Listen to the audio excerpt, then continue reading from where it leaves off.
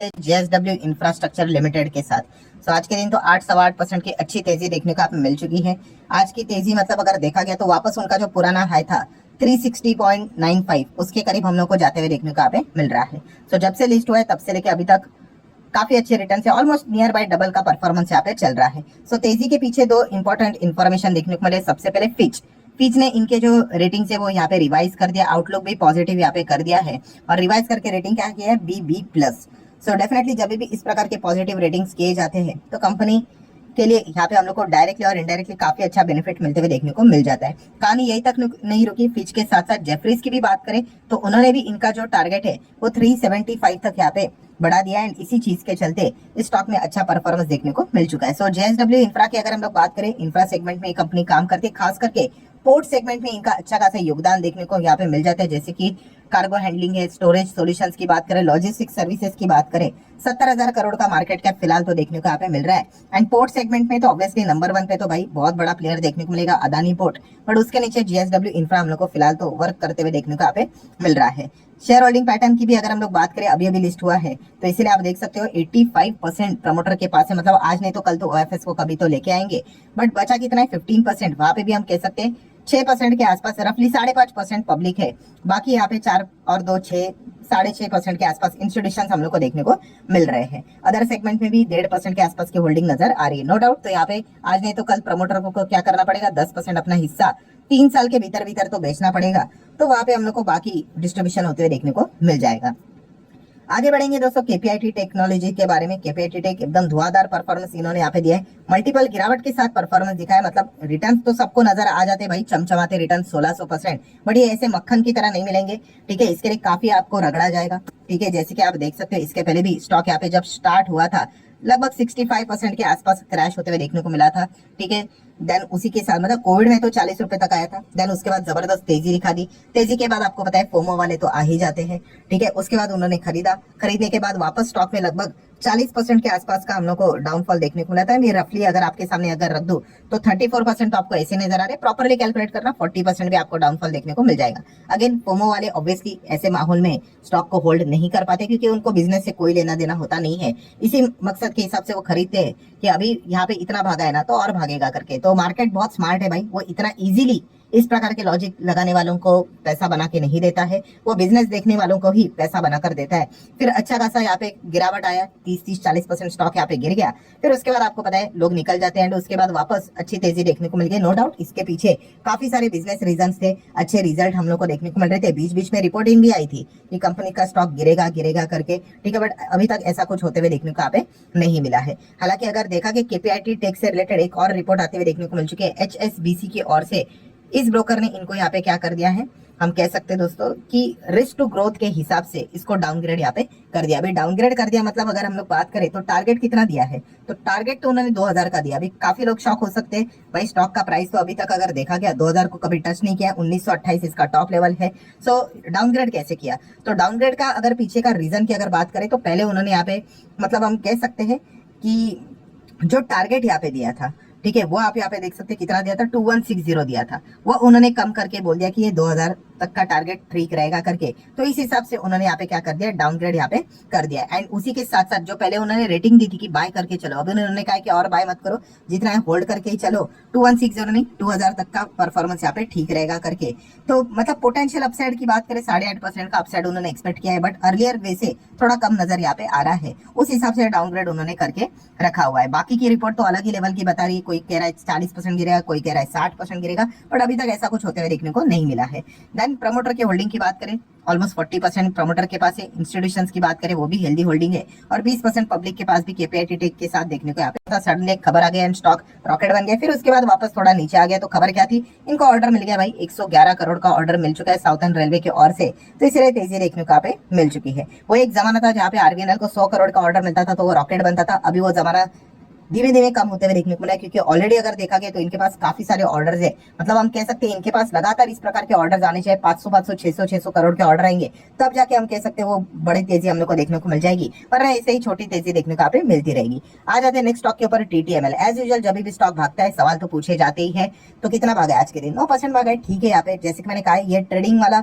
Stock नजर आता है, इन्वेस्टमेंट वाला नहीं। इन्वेस्टमेंट वाला स्टॉक मतलब कंपनी के नंबर देखिए, कंपनी का प्रॉफिट देखिए, प्रॉफिट का पी भी नजर नहीं आएगा, सिर्फ और सिर्फ आपको नुकसान ही नजर यहाँ पे देखने को मिल जाते हैं। इवन दो टाटा ग्रुप की कंपनी है, बट बहुत बड़ी मिस्टेक इनसे हो चुकी है कि बहुत भारी कर्जा इन्होंने लिया है। इस चीज के चलते आप देख सकते हैं इनको हमेशा इंटरेस्ट इनकम इतना चुकाना पड़ता है जितना की कंपनी ऑपरेटिंग प्रॉफिट में कमाती भी नहीं है। तो कमाई तो होती है ऑपरेटिंग प्रॉफिट, कामकाजी मुनाफा तो कर लेते हैं, बट वो पूरा का पूरा कमाया हुआ पैसा चला जाता है इंटरेस्ट पे करने में। आप देख सकते हैं क्या भारी इंटरेस्ट लगाया हुआ है इनके ऊपर। इस चीज के चलते लगातार कंपनी का अर्निंग नेगेटिविटी में देखने को यहाँ पे मिलता रहता है। तो याद रखना इस प्रकार की जो कंपनीज होती है हमेशा बुल रन में ही चलती है, काफी सारे बकरे मिल जाते हैं जो बिगनर्स होते हैं। एज यूजुअल आप सभी लोगों को पता ही है, ठीक है। इसके पहले भी आप जो बुल रन देखने को मिला था कोविड के वक्त, तो आप देख सकते हैं कितने रॉकेट तक इसको ऊपर लेकर चले गए थे, एंड उसके बाद रॉकेट देखिए कैसे ढल गया करके, ठीक है। तो इन कंपनीज ने जैसे मैंने कहा कि टाइमिंग इंपॉर्टेंट होता है, लक का भी सारा आपका चलना चाहिए, ठीक है। लक चल गया, ठीक है, अच्छा कमा लोगे, बट जैसे कहा है ये कितनी बार करोगे? एक दो बार करोगे, एक बार फंस गए तो फंस गए, ठीक है। ये मैंने काफी बार आपको बताया है।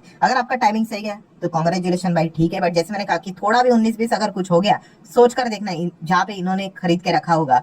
मैं ये नहीं कह रहा हूँ कि कोई स्टॉक नीचे गिरा मतलब वो कम बैक नहीं कर पाता है, बट जिस कंपनी के फंडामेंटल्स ही स्ट्रॉन्ग नहीं, इतना बड़ा लॉस देखने को मिल रहा है, तो इंस्टीट्यूशंस फिर पार्टिसिपेट ही नहीं करते। और आपको याद है इंस्टीट्यूशंस का आना ही स्टॉक का प्राइस को ऊपर लेके जाता है, बड़े प्लेयर्स का आना ही स्टॉक को ऊपर लेके जाते हैं, क्योंकि वो बल्क में बाय करते और अच्छे प्राइस पे बाय करते, तो प्राइस डिस्कवरी हो जाती है। आप और हम कितना खरीदेंगे भाई? एक क्वांटिटी, दो क्वांटिटी, 100 200 कितना भी खरीदो, बट वो प्राइस डिस्कवरी कभी नहीं कर लेता है। प्राइस का जो पावर होता है वो बड़े प्लेयर्स की ओर ही यहाँ पे रहता है। और जब बड़े प्लेयर्स नहीं आते, इसलिए तो पेनी स्टॉक हम लोगों ने देखे हैं कि ऊपर जाते हैं बट वो टिक नहीं पाते हैं, और नीचे आने के बाद वापस कम बैक नहीं कर पाते, क्योंकि बड़े प्लेयर्स वहाँ पे रहते नहीं है। तो ये पॉइंट आप लोगों को अच्छी तरीके से पता है यहाँ पे होना चाहिए, और ये बार बार चलता रहता है। बुल रन में इस प्रकार की चीजें निरंतर चलती रहती है। फॉर्मूला याद रखना, B is equal to B. जिसको इसका बिजनेस ही समझ में आ गया भाई, वो गएगा दूर से ही बोलेगा नमस्ते, ठीक है।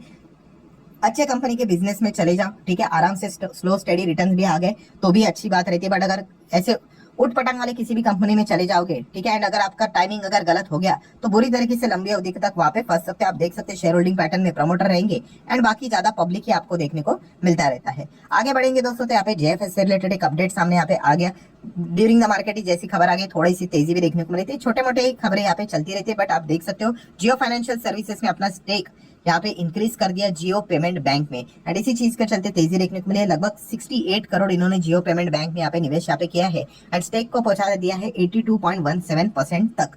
तो इसीलिए वो कोर इन्वेस्टमेंट कंपनी यहाँ पे बनना चाह रहे थे, इसी के अंडर वो यहाँ पे लगातार निवेश करते रहे करके, ठीक है। अभी आने वाले समय में आपको पता है 30 अगस्त इंपॉर्टेंट डेट रहेगा, देखना पड़ेगा एजीएम में क्या अनाउंसमेंट होता है। एक्सपेक्टेशन तो काफी सारे है, तो चेक कर लेंगे कि क्या होता है करके। आगे बढ़ेंगे दोस्तों, तो हिंडनबर्ग, यस हिंडनबर्ग की वापसी होती हुई देखने को मिल चुकी है। हिंडनबर्ग ने एक और नई रिपोर्ट यहाँ पे निकाल दिया। अभी हिंडनबर्ग की बात करते तो काफी लोग सिर्फ उनके दिमाग में एक ही चीज चलती है, अरे अदानी, अरे सेबी से रिलेटेड कुछ होगा। अरे ऐसी बात नहीं है। हिंडनबर्ग इसके पहले भी विदेश में काफी सारे रिपोर्ट्स यहाँ पे निकाले चुका है, और सबसे ज्यादा रिपोर्ट्स उन्होंने अपने ही कंट्री के खिलाफ जो कंपनीज यहाँ पे देखने को मिल जाती है उन्हीं के ऊपर काफी सारे रिपोर्ट्स यहाँ पे निकाले हैं। सो इस वक्त की भी अगर हम लोग बात करें, हिंडनबर्ग रिसर्च की बात करें, तो उन्होंने एक और कंपनी के ऊपर रिपोर्ट निकाली है जो कि है सुपर माइक्रो करके, ठीक है। इसके ऊपर अगर आप क्लिक करोगे तो आप यहाँ पे देख सकते हैं उन्होंने पूरी रिपोर्ट यहाँ पे निकाल के रखी हुई है। 27 अगस्त आज ही की तारीख है। सो क्या बोला है उन्होंने, तो fresh evidence of accounting manipulation, मतलब अकाउंटिंग से रिलेटेड धोखाधड़ी ये कंपनी करते हुए देखने को यहाँ पे मिल रही है। इनके बुक्स ऑफ अकाउंट्स की अगर हम लोग बात करें तो प्रॉपरली यहाँ पे है नहीं, काफी सारा फ्रॉड यहाँ पे चल रहा है। ये पॉइंट्स उन्होंने सामने यहाँ पे रखा हुआ, आप चाहो तो पूरी रिपोर्ट पढ़ सकते हैं। बहुत सारे एलिगेशंस उन्होंने लगा के रखे हुए, और जैसे ही ये खबर सामने आ गई तो इमीडिएटली स्टॉक हम लोग को 8% तक नीचे गिरते हुए देखने को यहाँ पे मिला था। अभी की स्थिति की बात करें तो नीचे लेवल से आप देख सकते रिकवरी कुछ हद तक होते हुए देखने को यहाँ पे मिल चुका है, एंड अभी नेट गिरावट केवल 2% के आसपास ही हम लोग को देखने को यहाँ पे मिल रही है। सो ठीक है, इनके जो पोजीशंस होते हैं वो लॉन्ग टर्म के हिसाब से वो शॉर्ट करके यहाँ पे चलते रहते हैं, ठीक है। जितना ये धीमे धीमे करके नीचे जाएगा, अभी तक की अगर हम लोग लॉन्ग टर्म की बात करें तो आप चेक कर सकते हैं यहाँ पे 6 महीने के हिसाब से लगातार यहाँ पे गिरा था, साल भर में अच्छा परफॉर्मेंस है, और उसके बाद लगातार नीचे आते देखने को मिल रहा था। अभी हिंडनबर्ग की रिपोर्ट के बाद इनका आगे की जर्नी कैसी रहेगी वो एक देखने वाली बात होगी, क्योंकि हिंडनबर्ग के रिपोर्ट के इतिहास की अगर हम लोग बात करें तो उनका जो एक्यूरेसी लेवल है वो काफी अच्छा अभी तक तो देखने को यहाँ पे मिला है। 100% तो नहीं है, बट स्टिल इस चीज के चलते वो एक पैनिक वाला माहौल देखने को यहाँ पे मिल जाता है। इसलिए शुरुआत ही हम लोग को काफी बड़े गैप डाउन के साथ देखने को मिली थी, जहाँ पे स्टॉक 8% गिरा था। वैसे जैसे मैंने आप लोगों को बताया, ये जो कंपनी हम लोग को देखने को मिल रही है सुपर माइक्रो, ये कौन सी है, आईटी इंडस्ट्री में ही यहाँ पे काम करती है एंड अल्टीमेटली इनका हेडक्वार्टर भी हम लोग को अमेरिका में ही देखने को यहाँ पे मिल रहा है। तो डेफिनेटली अभी यह रिपोर्ट आते हुए देखने को मिल रहा है, वहाँ पे क्या होता है वो एक देखने वाली बात रहेगी। अलग अलग चीजें हम लोग को होते हुए देखने को मिलेगी। सिक्योरिटी एक्सचेंज कमीशन की और भी यहाँ पे अभी फोकस रखना पड़ेगा कि क्या कोई वो एक्शन लेते हैं या नहीं लेते करके, काफी सारी चीजें देखने को यहाँ पे मिल जाएंगी। आ जाते हैं आखिरी पॉइंट के ऊपर दोस्तों। आईसीआईसीआई सिक्योरिटीज की एक और रिपोर्ट आते हुए देखने को मिल चुकी है, किसके अगेंस्ट, सीडीएसएल के अगेंस्ट। तो सीडीएसएल से रिलेटेड उन्होंने क्या बोला है भाई, उन्होंने तो पहले तो रेटिंग उनकी रिड्यूस यहाँ पे कर दिए। रीजन है वो बोलते हैं भाई काफी हायर वैल्यूएशन नजर आ रहे हैं, पोटेंशियल 14% डाउनसाइड यहाँ पे करंट लेवल से नजर यहाँ पे आ रहा है। तो 14% तो चलिए, इसके पहले जिस प्रकार के बड़े बड़े डाउनसाइड उन्होंने करके रखे उस हिसाब से 14% इतना तो कोई बड़ा नहीं लगेगा, बट क्यों किया है भाई डाउनसाइड, तो जैसे कि आपको बताया कि वो जो तेजी उन्होंने बताई है सीडीएसएल ने, वो सस्टेन नहीं रह पाएगी according to the ICICI securities. ये पॉइंट उन्होंने सामने यहाँ पे रखा हुआ है। पहले उन्होंने बताया था कि होल्ड करके चलो करके, अभी कह रहे हैं कि अपने पोजीशंस को कट करके चलो, रिड्यूस करके चलो। ये यहाँ पे आईसीआईसीआई सिक्योरिटीज ने बोला है, इसी को डाउनग्रेड कहना कहते हैं। सो पहले उन्होंने स्टॉक का जो टारगेट दिया था वो दिया था 1320 तक, वो उन्होंने कम करके 1118 तक यहाँ पे कर दिया। एंड जैसे आपको कैलकुलेट करके बता दिया, करंट क्लोजिंग प्राइस के लेवल के हिसाब से 14% का डाउनसाइड यहाँ पे देखने को मिल रहा है। सो उनका एक ही चीज यहाँ पे कहना है कि मार्केट अभी काफी अच्छा भागते हुए देखने को यहाँ पे मिल चुका है एंड आगे जाके अगर देखा गया तो मार्केट कंसोलिडेट होते हुए देखने को यहाँ पे मिल सकता है। कंसोलिडेट मतलब अभी ये तेजी, इसको बोलते हैं तेजी, ठीक है, इसको बोलते हैं गिरावट, ठीक है, इसको बोलते हैं तेजी, ठीक है, एंड उसके बाद ये देखो फ्लैट, मतलब ना तो ऊपर जा रहा है ना तो नीचे जा रहा है, इसको बोलते हैं कंसोलिडेशन फेज। इस फेज में यहाँ पे उनका ये कहना है कि मार्केट आगे कंसोलिडेट होगा और ऐसा फेज अगर आ जाता है तो ऑब्वियसली मार्केट में बड़े प्लेयर्स, मतलब पार्टिसिपेशन कम यहाँ पे हो जाएगा, ठीक है। परसेंटेज की बात करें तो उन्होंने बताया कि डिलीवरी बेस के हिसाब से इनकी अर्निंग होते हुए देखने को मिल जाती है। एंड पहले तो हम लोगों को 26% तक का परफॉर्मेंस देखने को मिलता था, वो डिक्लाइन होकर 21% तक देखने को यहाँ पे मिल चुका है। तो इसलिए उनका ये मानना है कि आने वाले समय मार्केट कंसोलिडेट होने के चलते एंड ऑलरेडी इतना अच्छा कमाई होने के चलते और अर्निंग ग्रोथ नजर उनको इतनी नहीं आती है, ठीक है। एंड इसी चीज के चलते उन्होंने सारा यहाँ पे ये रिपोर्ट निकाला है, जहाँ पे वो एक्सपेक्ट करते हैं कि 14% तक का डाउनफॉल देखने को मिल सकता है करके। वैसा आपका कहना है, आप जरूर कमेंट सेक्शन में रख सकते हो। सो वीडियो हेल्पफुल लगा होगा तो चाहो तो लाइक एंड शेयर कर सकते हो। मिलता है अगले वीडियो में, तब तक के लिए बाय बाय।